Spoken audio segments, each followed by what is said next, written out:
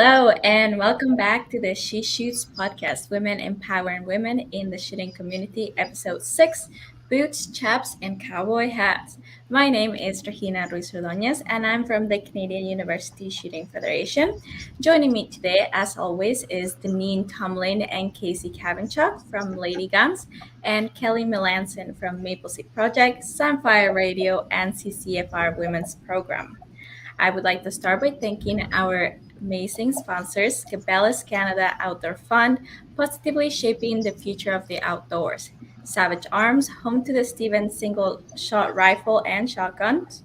Beretta, family owned and operated since 1526. Vortex, the best in optics. And Hunt Fuel Coffee Company. Fuel your hunt with Hunt Fuel Coffee. If you have any questions or comments throughout the show, make sure to leave them in the chat box below. Doing so will automatically enter you in the draw for today's giveaways. Today we have 3 giveaway prizes. We have a Beretta package, a CUSF t-shirt, and the She Shoots t-shirt. And that's all for me. So Deneen and Kelly, can we please get our our guest introduced, please? Absolutely, Rahina, and good evening, everybody, and welcome to the call or the show tonight. We're really excited to have you with us tonight, Sarah, and I get the honor of introducing you, and then Kelly and I are going to ask you a bunch of questions. So, how about I get us started? So let's learn a little bit about you, Sarah. So Sarah didn't ever think she was going to be in the shooting sports. She didn't grow up around firearms, and she only got her license for working in museums. I find that fascinating. Yeah. Sarah started shooting in 2012 when her husband, Mike, bought his first rifle. So after getting comfortable with rifles, they moved on to handguns before starting their competitive shooting in 2015. And that was the year she first started shooting Cowboy Action. Mike had suggested it to her since it incorporated both the competition and her love of history. Well, she tried it once and she was hooked. Sarah shot every match she could before taking a break to have her daughter and her son, and now she's hoping to get back out to a match again this year. The past few years, she's been able to dabble in IDPA and ICORE to keep herself active in the shooting community. It's something Sarah says she really enjoys, and she appreciates the fact she can bring her family to the range so they can be involved too. Thank you so much, Sarah, for joining us tonight. I'm so excited to learn all about Cowboy Action. Oh, my pleasure. Thank you for having me. It's super exciting that you're here. You're one of, so I've met you several years ago, and I also know your husband, Mike, through some other podcasts as well. So, but when we started talking about Cowboy Action, I said, I know the lady that we can have on the show, and her name is Sarah. So, Sarah, what's your handle? Is it okay? So when we talk Cowboy Action, is it called handle or your alias? Or alias? Your alias. Okay. So what's your alias? My alias is Sierra Slinger. I just picked it because I liked Sierra because it's S in the phonetic alphabet, and Slinger just sounded appropriate, and I like alliteration. So yeah. So one of the really cool things that I think about you is and we talked about it in the intro as well, is that you're pairing history. So do you want to tell the story about how you were working at the museum, and then because it's a really cool background, you started at the museum and then you got into a little bit about shooting. So do you want to tell us a little bit more about that? Sure. Yeah. So I took history in school and then decided I wanted to work in museums. And while I was at school, getting my certificate in museum studies and curatorship, it was brought up that you can do extra courses that will look good on your resume and it'll open more opportunities. And one of them listed was a PAL license. And once I figured out what that was, I was like, oh, you need it to handle any firearms in the museum's collections. So if you want to work in a museum where they have firearms in their collections, which could be a lot of different museums, I guess. Yeah. I know the War Museum is a big one. So it's a good idea to have. It looks nice on your resume. So I signed up for the course, and Mike actually did it with me. He had been wanting to get his license for a while, but he was the same as me growing up, not around firearms. He didn't know anyone who hunted or anything like that. So it was kind of, I said I was going to do it for work, and he said, "Oh, I'll do it too because I've always wanted it." So we did the course together. And that was kind of my plan, was to have it and have it on the resume, and that would be that. And then I guess the next after we got it, Mike's actually started looking into getting into shooting, purchasing a firearm, that kind of thing. So Yeah. I got us the license, he got us the firearm. Awesome. And I Yeah. actually met you through, well, it wasn't Maple Seed, it was Appleseed. So I've known you Yeah. for several years, and you've been Yes. pretty active, not just in Cowboy Action, but you've also been involved in other competitions and things like that as well. So do you want to tell us? I know that you've said that you do IDPA. So what other types of shooting that do you do before we get it straight into Cowboy Action? Yeah. I do whatever pretty much Mike does. Yeah. He kind of he does everything. So I just, if I'll go and watch, and if it looks fun, then I'll go and try it as well. So that's how I got into IDPA. I'd go to his matches. Like, I'd go shoot Cowboy and then walk over to the his range and watch him shoot IDPA. And so they convinced me to try it one day. ICORE was the same thing. He was shooting it for a couple years and convinced me to try it. So, okay, I'll go out and shoot a match. Oh, this is a lot of fun. Yeah. I don't shoot IPSC because I'm just not there yet. I don't have time to get my black badge or anything like that. When we could run like 2 and 3 gun matches, I would go shoot Yeah. those with him and help him with those. So pretty much, if there's a game to be played, I'll try it. You're pretty active. And the other thing Yeah. that you do too is you travel extensively and you bring the kids as well. Yes. Yeah. So, which is fantastic. So, all right, let's get into specifically about Cowboy Action. So if there's going to be people that are wondering, what exactly is Cowboy Action? Are you able to tell us what it basically is and what it's all about?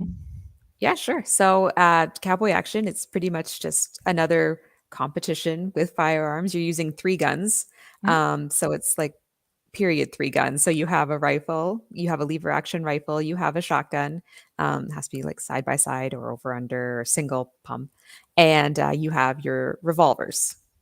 Once again, and everything is, the period is like when you were taming the Old West. So settlement period. So anything pre 1899.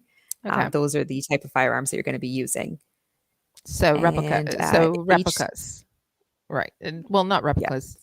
So basically, it's something that they're new ones, but same style. Yes. And then your matches will, each stage, you use all 3 firearms in the stage. So you'll do a little bit of pistol shooting, you'll do some rifle shooting, and then you'll also have shotgun targets. Okay. Is it a move and shoot kind of course of fire, or is it fairly stationary? No, it's stationary. You can move from one section to another, but you don't ever shoot on the move. You have to have a foot down in place at all times. You can't be shooting while walking. Okay, thank you. And another curiosity, do you get to dress up in really cool period costumes too? Yeah. Yeah, that's how I don't even know how Mike stumbled upon it, but he was just like, "Oh, look, they do like shooting where you get to dress up like a pioneer. Isn't that your thing?" And I'm like, "Well, yes, it is. I worked in museums for years, and I would dress up while I worked in a lot of pioneer museums. So I just thought it was so fun." And he was showing me videos, and I thought it looked a lot of fun. It looked really interesting, and I wanted to try it. So yeah, you get to wear a costume. There's different categories. So you can do regular costuming. You can do, if you want to dress like a saloon girl, costuming. If you just want to wear like a full going to church outfit costume, you can do B-Western, so a little more sparkly with fringe and all that stuff. So you can get quite creative. Okay, okay. Sorry, I was just I'm curious. What's Sarah Slinger's personality? What does she wear? She's like your superhero personality. Yeah. She's pretty basic right now. I have tried designing, like, just make my own costume. I just have not had time over the past couple of years to like actually just sit down and sew one, because I wanted to be more like I think of like the Wild West show and stuff, and like the more T-length skirts. So I wear like a long, not a full length skirt, but a T-length skirt, just button up blouse. But then you can tie things like belts and things like that. You can accessorize. You want the more Annie Oakley style. Is that it? Yeah, that's kind of what I go more for, as opposed to like a full dress because it's hot when you're Yeah. shooting, when you have that many layers on. Um, and I'm not a fan of the saloon girl because I like to have everything covered up because I'm just worried about brass burns. So I don't want exposed Fair. arms or anything.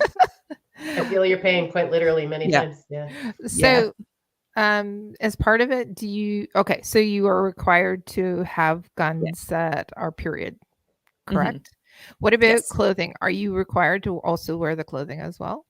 Yes, you have to wear the clothing, and there's specific rules against the clothing you wear. So you can wear a pair of jeans and like a Western shirt. A lot of people will wear that. That's how I started going because I wasn't 100% sure what was acceptable, Okay. costume wise. But like, you can't wear jeans with, bedazzled jeans or anything with writing on them. No straw cowboy hats. The only straw hats allowed are the ladies like Sunday hats, Okay. and no running shoes. You have to wear boots, like cowboy boots. So there is a dress code you have to adhere to. Okay.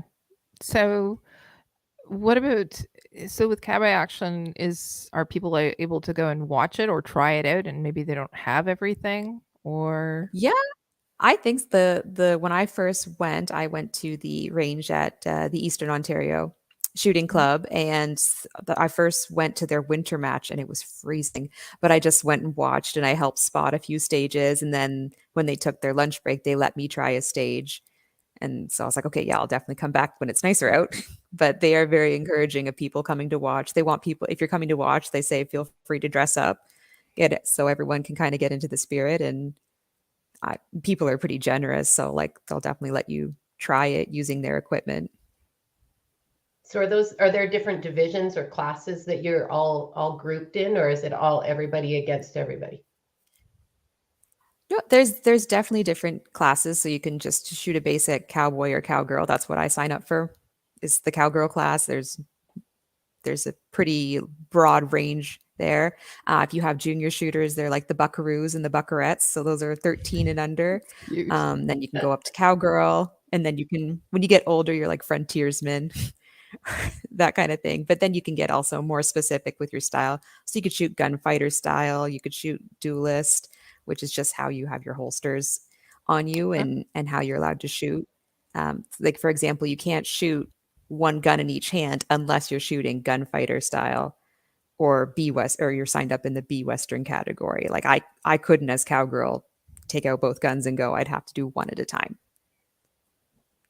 Okay. So, what about gunslinger? I just think it's how your holsters are sitting on you. So, there's all kinds of Yeah. rules and regulations and surrounding Yeah, the way you're set up as each well. category. Yeah. Yeah, Okay. because like the gunfighters or the duelists will have have a on body holster, like a crossbody. So when they come to draw, they have to stand a certain way and that. Okay. And what about your guns? So do you typically have them holstered, or do people also have them on tables, or? Uh, when you walk up, you generally start with your rifle and shotgun down on the table, Okay. open, and your pistols are holstered. And then it's just whatever one you use first. And yeah, you can't have both guns out at the same time. So you'll shoot, it is very much shoot one revolver, possibly go right to the next one, or maybe go to your lever and then come back to your second revolver. So it's definitely a lot of mental gaming when you're shooting cowboy, because everything's, you kind of stand in one space. You can move to one box, but you're not going to shoot on the way. So you're always kind of nice and stationary for your shooting. So it's more so about remembering how you're supposed to shoot the stage, because you're just shooting at steel for everything. So it's shooting in a certain pattern, Okay. a certain puzzle, like a rhythm that you have to get into to shoot it. Somebody wants to see pictures. Yeah, me too. Me too. So what caliber of firearms are you using for these sports? I use 38s in the revolvers, and then 357 in my lever, and then a 20 gauge for the shotgun. Okay. All right. So what's your favorite gun out of those? It's like asking her to pick her favorite child. I know, Kelly, right? Right? Well, she does have two. Right? Yeah. Okay. Fair point. Yeah. Do you like so which one do you like shooting the best, Sarah? I probably my revolvers, just because I found a big difference when I started shooting cowboy to like maybe the second year, how much better my revolvers got just from shooting also IDPA and other pistol sports. So I think the most comfortable with those. Okay. So I heard that with those, with the, so do you do factory loads, or sorry, do you do your own loading, or do you do, oh, we've lost her. So, Deneen, how are you doing tonight? I'm good, thanks. This is where one of us has to sing a country song. I think I'm not Oh sure how no, that goes, right? we're not going there. Not going to go there. All Yeah. right. Have you ever been to a Cowboy Action match, Kelly? I've seen them, but I've never actually participated in it. I know that last week, was it the last week? So National Range Day on June 4th, which was at EOSC. They did have the Cowboy Action people out there and doing a demonstration, so it was fantastic. Sarah, that's Sorry where about Sarah that. went the first time. So I said, "Oh, we're going to have to." Deneen was trying to encourage me to sing. It wasn't going well. Anyways,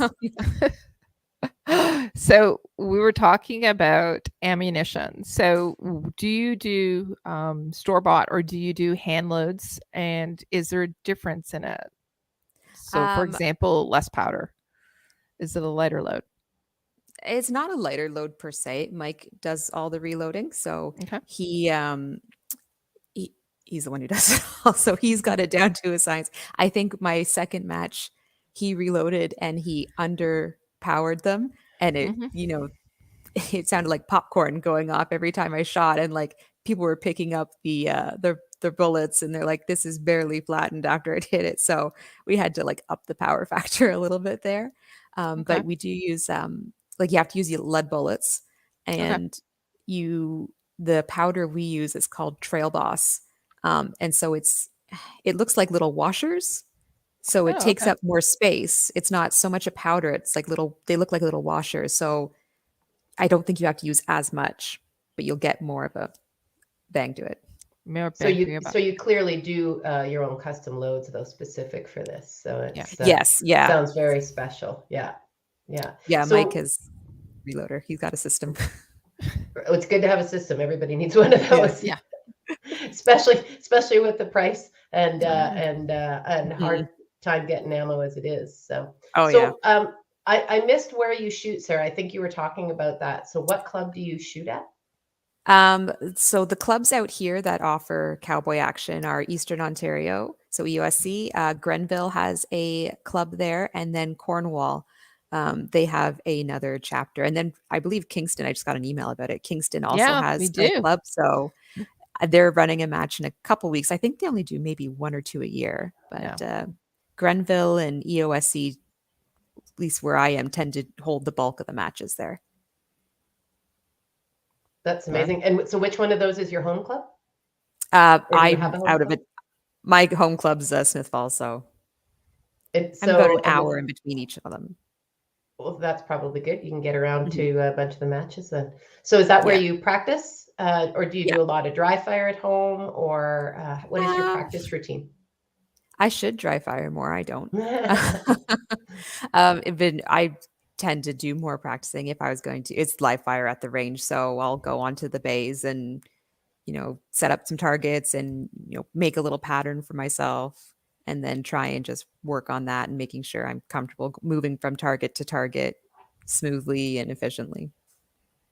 How do you find moving from one particular firearm, like from the revolver to the rifle to the shotgun?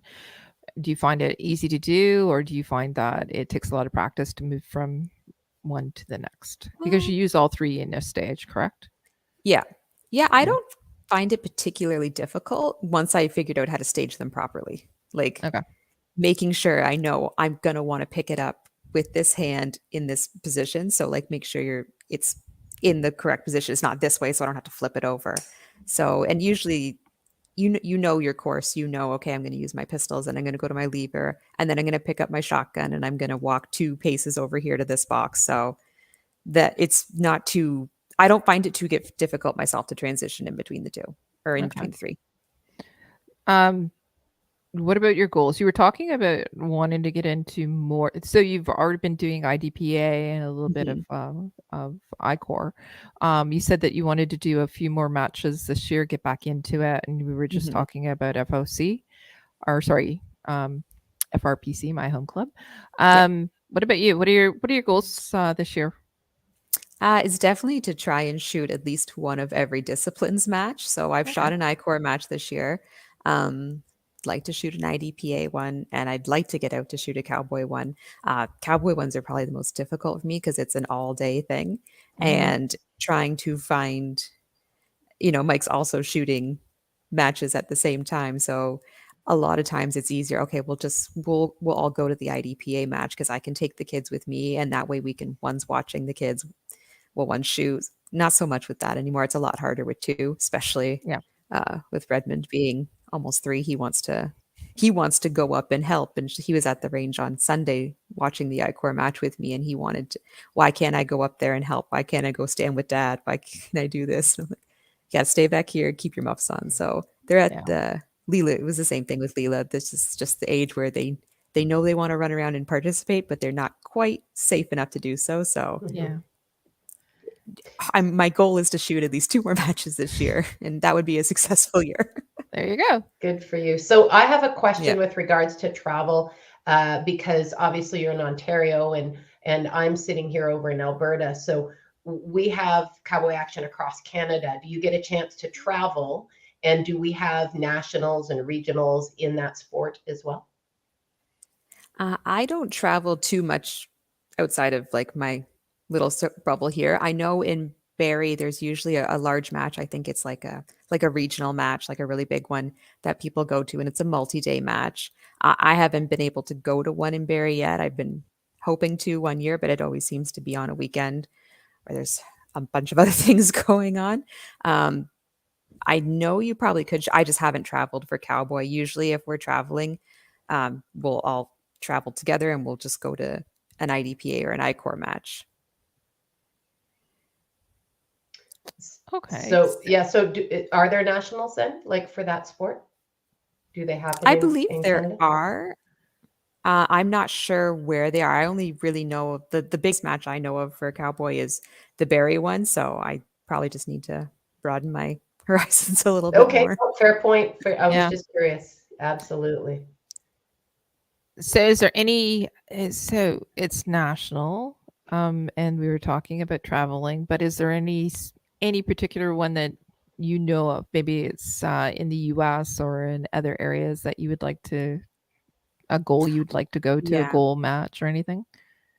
I'd like to go down to the States to try a Cowboy match because I've seen a lot of like videos and things like that from their big matches down there, and their sets look really awesome and their props look like really well done. So I'd like to go experience one down there because we've gone to shoot other matches down in the States, and it's always a little bit different. They have a little bit, I think, more freedom sometimes with what they can do. So it's just different. So I'm always really excited to go try. I think there's some big ones maybe in like the Southwest. So I'd like to go down there to try one day. Okay. If I can. So I should probably do it sooner rather than later. Yeah.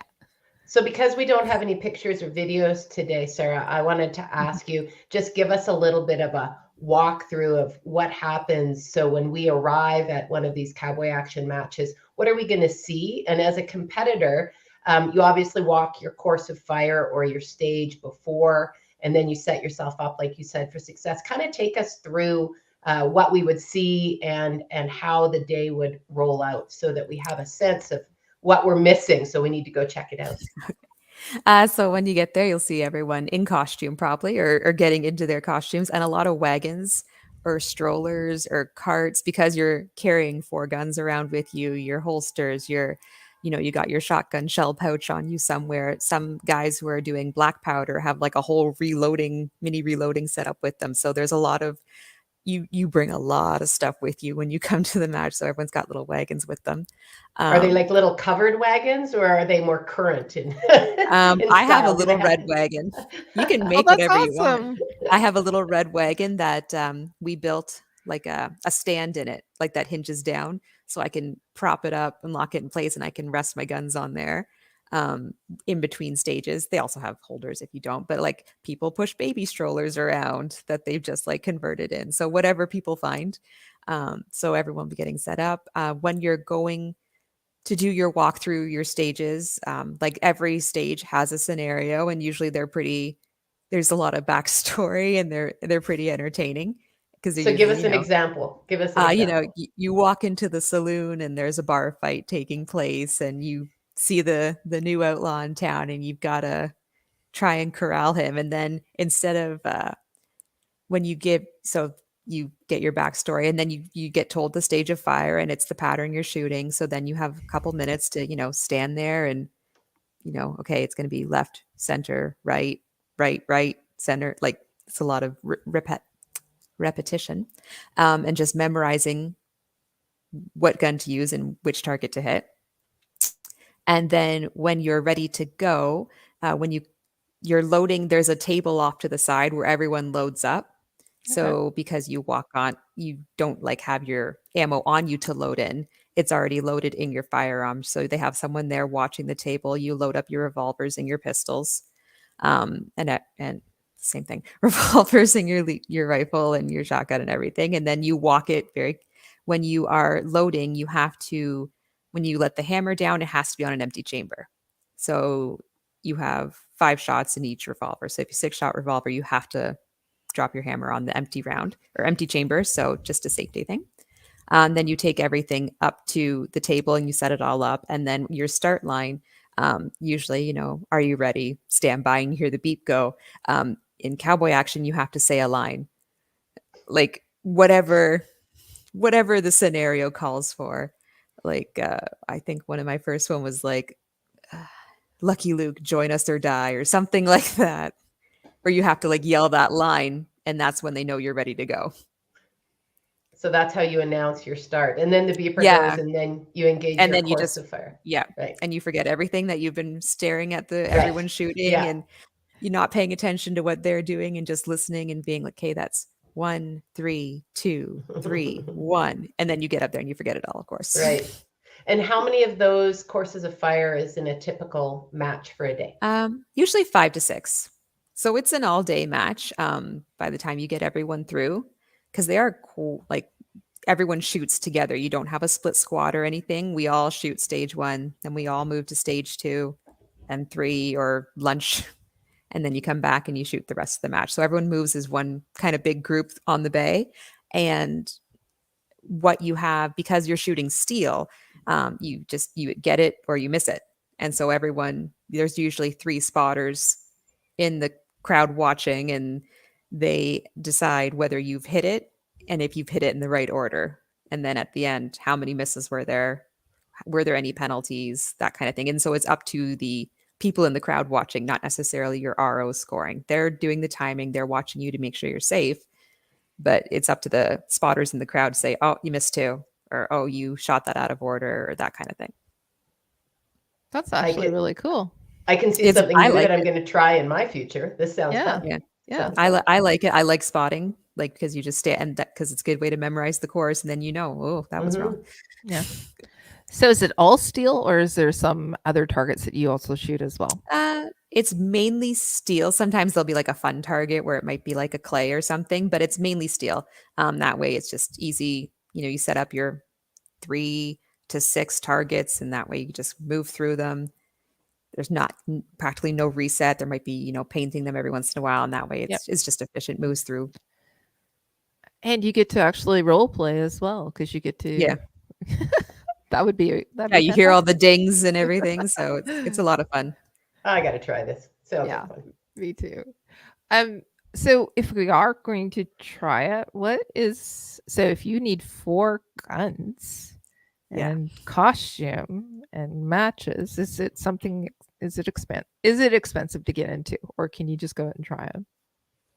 I think if you want to try it, I think is if you get in touch with if you find a local group that does shoot cowboy and you just want to shoot them a message, I'm sure they will definitely be able, between everyone, to scrounge up a rig for you to try it out.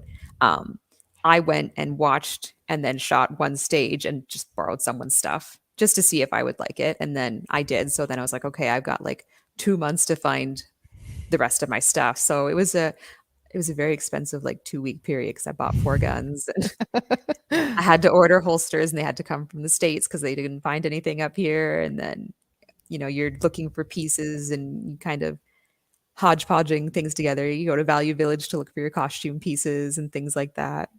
But it can be expensive to get into, for sure. So if you know someone, or if you want to get involved, but people are more than willing to share. Like, I've given ammo to people. I've let people shoot with my stuff if they need to, like they want to try it out, or if they, their gun breaks. I had at one of my matches, the sight came off my lever just in the middle of the match, and I lost it somewhere in a field. So I needed to borrow someone else's.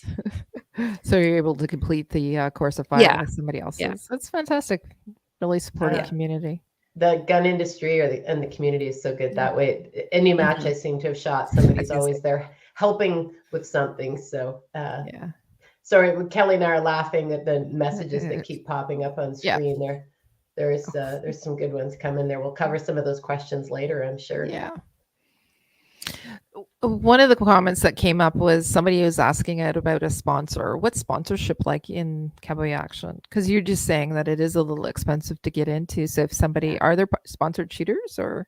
Not that I know of. Not anyone I shoot with. They may be, and they're not broadcasting it. But no, that's probably more so, I would think, maybe down in the States. I don't really know any sponsored cowboy shooters. Okay.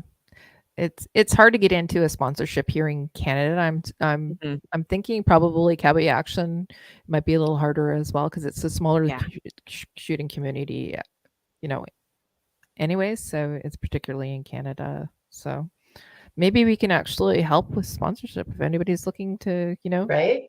Rodeos, 4-H clubs, right?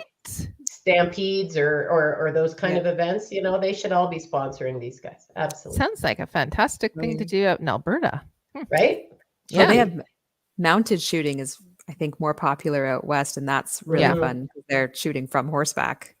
We need to do a show on mounted shooting. We just talked. We do. Yeah. So go ahead, Deneen. I was just going to say, so are there special courses to learn how to be a Cowboy Action shooter? Are there instructors that teach these courses of fire or the transitions between the firearms? What is it that you do to learn to be a better Cowboy Action shooter? I myself just practiced a lot. Like, I shot as many matches as I could. I went to the range to practice. Some of the things are the same throughout all the shooting sports, like drawing from a holster, just being comfortable with that, being quick with that, transitioning from target to target. It doesn't have to specifically be cowboy. You can just practice that and receive instruction in that. I did take one of the shooters did kind of offer a course the first year I was there, just to try and smooth out things for people and try and help people improve. It was just something that they put on, not necessarily a series or anything like that. But I found that helpful, because it was a lot of like things you maybe didn't think about. Like, if you did have to run from the back of the bay to the front, you're not going to shoot, but everyone's got things hanging off them. Are you going to lose things? Is your gun going to come out of the holster? Because they're not like those. They're not like tech locks or, oh my gosh, they have no retention. Kydex. There's no retention. It's literally like 2 leather cones sitting on you. So one guy, his gun would try and come out whenever he ran. Or, you have like a knife prop on you and your knife's coming flying out of you. So, and then it's distracting when you have things kind of jingling around. So it was more so directed, I feel, towards that, like learning how to shoot better. Like if you want to be specifically cowboy, shooting it better, it was how to shoot with the accessories. Right. So gaming the game, not the fundamentals of the shooting. Got it. Yeah. I think it's really important too, because if you're in period costume, like specifically for women, if you're wearing big, bustles and flowing everything, and you're running, and it's unnatural feeling. It's not natural. I'd be the one in the jeans and right. I'd be the one doing the face plant in my hoop skirt. That'd be me. Yeah. It's not something you necessarily think about until you're running, and you're like, oh, and you have to like hold your revolvers in as you run, and Right. so you're just kind of like Yeah. doing this down the range. Picking up your skirt and your revolvers at Yeah. the same time. You do actually you did talk about holsters, and you talked about specifically way back the beginning when we were talking about holster qualifications for IPSC and all that. Mm-hmm. Do you need a holster qualification for Cowboy Action? Because you're shooting and you're drawing out Yeah. of a holster. I'm not 100% sure. I say this because I can't remember. I think they asked if I had ever drawn from a holster. And I Okay. said, yes. I shot handgun. And they're like, did you do a course at your club? Yes, I did a handgun course at my club. And I wouldn't know if that was like, okay, that's good. You know how to draw from a holster. Let's just see you draw a few times from like one of our holsters so you can see the difference. But there wasn't a special, like there wasn't a black badge course. So there's not, no I know. certification then? No, nothing like that. I Yeah, know, like okay. even IDPA has stuff like that sometimes. So Yeah. I think they just were like, have you done it before? Okay. Yes. Okay, good. Okay. So they just wanted to make sure you were safe and being Yeah. able to do it, but there is no qualification or No certification that you need official in order thing to that I know of. shoot it. Okay. It's just something that when you were talking about, running with your holster and making sure that you were able to draw, it's something that people will ask as well. So yeah. So I have another question, and this is about shooting in those different categories, if you will, or divisions. Do you have to change your personality, your persona, your costume if you're changing, or can you shoot more than one? Can you be a gunslinger and a cowgirl in the same day, or do you have to pick? I know sometimes you can build upon it, but I think that's more of like an age thing. So you can be a lady frontiersman driver. So like you can kind of stack up that way. I was just reading the rule book earlier and I remember them saying something, but it does sometimes change your persona. Of like for B Western category, your costume can be really flashy because you're supposed to be looking like those spaghetti Westerns from like the Got 50s. it. They want you to have like the bright sparkly shirts and things like that. So their costuming is totally different and they get to shoot in a different style if they choose to. Whereas I think everyone else, you can wear pretty much whatever costume you want in whichever category. But can you do more than one in a day, or do you just stick with one for per match? I think because like, well, at least the one I sign up for is so broad. Like you're just a girl in between like 14 and 80. You get to be in this category. I think if I wanted to sign up for something like gunfighter with the duelist, I would sign up for gunfighter. I wouldn't sign up for cowgirl gunfighter. Got it. Okay. Got it. And you're also talking about if you do go into one of these matches, it takes all day for you to actually shoot it as well, correct? Mm-hmm. So yeah, it's like 10 to 3, 10 to 4. It can be a long day. Okay. All right. What about getting other women into shooting? How can we introduce, because how big is the community, first of all? Is there a lot of women in Cowboy Action? Have you seen a lot? I think actually, I haven't seen a lot. I think actually it is quite popular among ladies, more in the States. I haven't seen a lot where I shoot. I usually was the only one.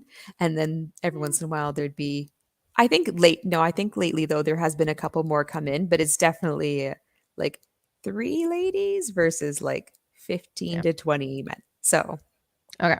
So how can we get more people, and specifically ladies, interested in this type of sport? I was thinking about that, and I'm not sure. I don't know if you like. I liked the costuming aspect of it, so I like that would be something. Like I know if I was talking to other people who had the same interests as me, I would kind of really play up that you get to dress up, because people, yeah, it's not so much I think the shooting style that will draw them in. Maybe it would be something different like that. You get to be a different person. You get to role play. You get to act. You get to It's just a little bit more. It's different than just going to shoot IPSC or IDPA or anything like that, where you show up and you shoot your course, and that's great, and you have your gear that you like to wear. But like, you get to have a little bit more fun with Cowboy. So that's why whenever I would tell people about it, I'm like, and I get to dress up, and that was the part they're like, oh, okay. Like they'd be like, yes, I'd say I'd shoot period guns. Like, yes. And I'd be like, and I dress up. And they're like, wait, what? What do you mean by you dress up? Like, what do you dress up like? And so that would kind of be the hook. So I guess maybe leaning more into that, I think, would be helpful because everyone wants to be a cowboy. We need to have a lot more of those get out and try it days where you can get into the tickle trunk of costumes and the and the courses of fire. If you've got people that already shoot but they want to try something new, it might capture their attention. You're absolutely right. So I think I think it's something. I mean, women like a costume change. A lot of women do anyway. Good costume change. It's fun to dress up. I wouldn't be actually. You know what? I totally lied to you. I don't think I'd be wearing the jeans and the t-shirt. I'd be one of those saloon girls with the feathers. Yeah, you can wear feathers in your hair. You can wear a feather boa. I've seen people shoot with the feather boas and the purses and stuff, and I'm just like, that's too much purses, going on for me. Like little coin purses and things. And I'm like, that's just too much for me. Like, I'm very impressed with your skill to be able to manage all of this going on. Oh yeah, that was yeah, no. Purses, okay, yeah, well, maybe. Anyways, so it's part of your accessories. You can choose like up to I'm 5 gonna accessories. I'm gonna have to watch a few more of those old westerns and take a look and see what my inspiration's gonna be. I know somebody flipped us a note earlier about Sharon Stone from that movie. So yeah, there's some good looks you can pull off from different cowboy movies for sure. So. Mm-hmm. All right. What about advice for women to get started in it? So what's your best advice for everybody, but just also women specifically about getting started in it? I know that you talked about it a little bit. Just what about going and just watching a match or finding out? Well, what is your advice on getting people, or specifically women, into getting them started in it? I think just if you hear about it and it interests you, find out somewhere around you that does it, or somewhere close by that you're like close enough that you're willing to drive to. Like Mike showed me the Cowboy Action. I was like, well, I don't know anywhere around here that does that. And he's like, well, look it up. Like, use the internet. It's this wonderful thing. So that's what I did. And I saw they had a match. So I sent them an email. I was like, why not? I'll just send an email and ask, like, are we allowed to come watch? Like, I'm interested. Perfect. So is there a specific organization? I think it's SAS here in Canada. SAS. So what does that stand for? Well, Single Action Shooting Society. And I think that's just the worldwide acronym. I think it can be like, there's a CAS, like the Canadian Action Shooting Society. But yeah, just SAS. You can Google SAS. I was looking around on their webpage just to like check the updated rule book and things like that. And they list all the clubs. You can pick your province and they'll list all the clubs in Canada or in Ontario, and you can see what's close by. And people are really friendly and always want, we're all dressed up. We all like to have fun. We definitely want people to come and enjoy it and watch it and try it out. Perfect. So the next match that you're going to be going to, if people want to come out and check it out, which one are you going to be going to, do you think? I know there is a match in Frontenac on the 24th. That's a couple of weeks. Yeah, not this Saturday. I think the next Saturday. So that is the next one on the calendar.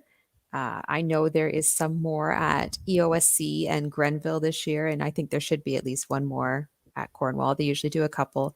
I'm not sure which one I'm going to get out to. Hopefully one, but we'll see.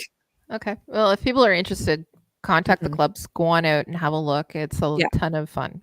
Literally a ton of fun. Yeah, absolutely. So I do have one more question for you. Being a lady that clearly has gone into a sport where there doesn't seem to be a lot of women in it currently, what are your thoughts about women in the shooting sports and specifically in the Cowboy Action? I know we've talked about why it's fun and everything, but what about your personal take on this and getting women involved and why women should be getting involved in shooting sports? What do you get out of it, Sarah? I just think it's a lot of fun and that everyone should try it. Like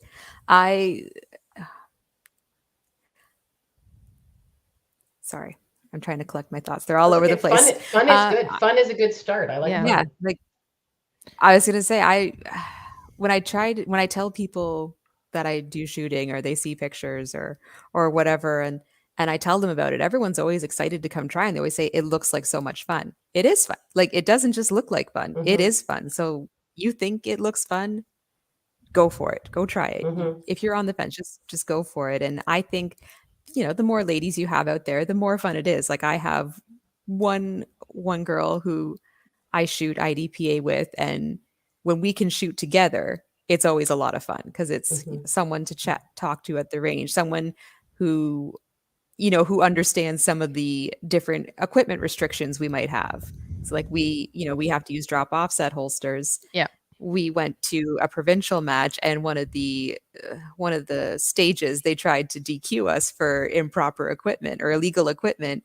And we're like, no, we're allowed to have a drop offset because females are allowed to have a drop offset. So Yeah. it's just nice to have someone else there to talk over those things with. Yeah. And oh, did you know you could use that type of thing? Yeah. I think one of the really cool things that you're doing is you specifically as a mom and as a wife and as Sarah Hisson, who's Sierra's slinger, you're going to all these matches and you're bringing the whole entire family. Like, you're bringing your son and your daughter, and they're growing up in it as well, because I've seen them since literally almost being born. and they've been coming out to matches as well. So from that perspective, you're a woman or a female that's bringing the family out, and proving that it's actually a family sport. And it's a fantastic family environment. Like, like Leela, she was going to the range with us when she was like 3 weeks old, I think, and she was off at matches, and she'll make friends with anyone she meets, and she can usually scam snacks off everyone signing in the morning. She'll scam their granola bars and talk to them and convince them to let her patch and things like that. And Redmond's the same. He went to his first match when he was less than a month old and just put their earmuffs on them, and they get used to it. And that way, as they get older, they understand. Leela wants to go to the range. Yeah. She wants to go see everyone and watch the shooting and try and convince someone to let her try shooting. And I love it. A family-friendly, fun exactly sport. Oh yeah. That's I always feel the only time I felt nervous about my kids at the range was just other people at the range. It's never like what we're doing. It's just the other people there that I'm nervous about sometimes. I think it's also cool because I've known you for quite a while, and I always love hearing the story of how you got into shooting. But really, your interest in history and dressing up and the work that you've done previously in the museum actually got your family into shooting. Yeah, because if I hadn't wanted to get my license for work, I don't know if Mike would have gotten he maybe eventually, but I'm not sure. And if he didn't get into it, then I wouldn't have gotten into it, and then we wouldn't have gotten the kids into it. So it's definitely it is working together backstory to get it all done. Yeah. Love it. That's fantastic. And congratulations for everything that you have done for both your career and your sport. I think it's fantastic, and bringing the kids around and showing everybody that it is, friendly and fun and very much a family activity is also something I applaud you for. So well done, Sarah. Yeah. Oh, thank you. Yeah. And everyone at the range is always super, like, no one's always like, why are there kids here? They're like, great, there's kids here. So I'm not sure if we got through all the questions, Kelly. I'm not. I think we did. We grabbed a couple, that's for sure. Yeah. So is Casey in the background there? Do we have any questions that we didn't cover that people were asking, or comments people were making that we didn't actually speak about? We have one, and it was just about the lead bullets. Is that not to have ricochet off the targets? I believe so. I think it's authentic, but also it's just safer because they smush right when you hit the target, as opposed to pieces flying from the steel or from the actual bullet itself. Go ahead, Dean. I was just going to say, so it's not frangible ammo that you're using that's required. No, just lead. Just lead. So you were talking about it, Sarah, how you would hit a target that it would flatten, basically. So the power factor is you have to actually be able to hit the target, but also it flatten. I know that when there's a match at Frontenac, I'll go around and I'll pick up all the lead afterwards as well. and then wash my Mhm. hands. Yes, I do. Anyways, Yes. but some people play with the power factor just so that that the ricochet will not happen. But I know that in Ontario we have to shroud our steel targets, and that includes some of the Cowboy Action targets as well. And we have specific distances that we can shoot from too. I'm not sure about in other provinces if you have to shroud it. Do you know, Sarah, if other provinces have to do that or? I don't think necessarily. I want to say Saskatchewan, maybe. It's just, and I only know this because I went to a match in Saskatchewan, like a 3-gun match, Yeah. and they were shooting steel targets, and we were at the back of the bay, and my dad got hit with a piece of shrapnel, and it cut his hand. So I don't think they were shrouded because like that shrapnel was flying pretty far. No, I know that Alberta, you don't have to But do it as well, but in No, Ontario, we do. Yeah, distance and angles are what's required here. Yeah, A specific distance and an angle. So, Yeah. yeah. But I think it's a little better because, as I said, with Cowboy Action, it's just lead. There's no jacketing, and it's the power factor is a little it's a little less than you would if you were shooting other disciplines as well. mhm. Well, I'm sold. Kelly, we got to go find some. I know, we gotta right? we got to go do this. You live in Alberta. It's like the perfect place for you to go do this. It's got to be, right? True. That's right. The whole entire province is all Cowboy Action. One would hope, but I'm not sure that that's the case. But we could give it a go, right? We can give it a go. Yeah. And Any other questions? somebody commented that Lady Guns should do a Cowboy Action match or something. I think it's a really good idea. I bet I know a guy named Doug that could probably help us out. Right? Get that sorted. So maybe that's on the to-do list. So he's listening to us now. Yeah, absolutely. So maybe we should give some stuff away. I think it's a great idea. Sounds good by me. So let's see, what do we have today? So let's start with the Beretta package. Casey, who's the lucky winner? All right. So our first winner is. We need a noise for the random number generator. I turned it off because it was really loud. So it's Megan Proctor is the winner. Oh, congratulations, Yay, Megan. congrats, Megan. Congrats. Okay, so so it's through Megan's through Facebook, so it'll be easy for us to get in contact with her, right? Yep. Okay, good. So then let's go ahead and do the oh my god, can't speak today. CUSF t-shirt, please. Okay. And we've got Jean Tomlin. Yay! Woohoo! Gee, I wonder who she's related to. I have no idea, Jenny. No idea. I wouldn't know. Yeah. Okay, let's do the last one. Let's do the She Shoots t-shirt. All right. Last one is Lisa Steele. Hey, Lisa. Lisa. Yay. Miss June. Perfect. Speaking of Cowboy Action. Right? Yeah. Lisa Steele is Miss June on the CCFR Gunny Girl calendar. I'm looking at her right here on my wall. Yeah. All dressed up in cowboy gear. Mm-hmm. So, Sarah, we really do appreciate you coming on tonight and telling us all about Cowboy Action and all of the fun that's to be had. It's really interesting subject, but also it's something that I think that after you coming on, a lot of people will want to actually try out as well. So thank you for that. Yes, thank you so much, Sarah. You made it sound very exciting and very much like I need to go and give it a try or at least go and check it out for sure. So you definitely do. You definitely do. It's lots of fun. Thank you for having me. Yeah, our pleasure. I absolutely agree with that. I hadn't heard of it, and I absolutely love all the Cowboy Action style shooting. So now I definitely have to go and try it out one day. Perfect. Yeah. Want to talk about upcoming events? Yeah, let's go ahead and do that. So let's see. So unfortunately, for CUSF, we kind of got a little quiet throughout the summertime just because we're mainly focused on like the student period, right? So there is like the individual university clubs will have events happening. So I know the University of Calgary Gun Club, they're normally pretty active throughout the summertime. So just check with your university clubs and they'll probably have events happening. But yes, CUSF, we're kind of quiet right now, but we'll start picking up in September. So Kelly, Maple Seed. So we have a ton of events that are happening right now. A lot of them are sold out, but if you go to mapleseedrifleman.com, you can check out what's available there. We actually are still uploading some of our events that are going to be happening later in the fall as well, and we're trying to add more events every day. Specifically, I think that Casey, in your neck of the woods in Kamloops, I think there's a couple of spots open at the end of the month and into July there, specifically in BC. And we will be adding other events, like, for example, I don't have an exact date yet, but I know that Winnipeg is going to be added soon. And we also have a couple of QSIF events that are going to be happening too. So the universities, if you are a QSIF member, you will be getting invites.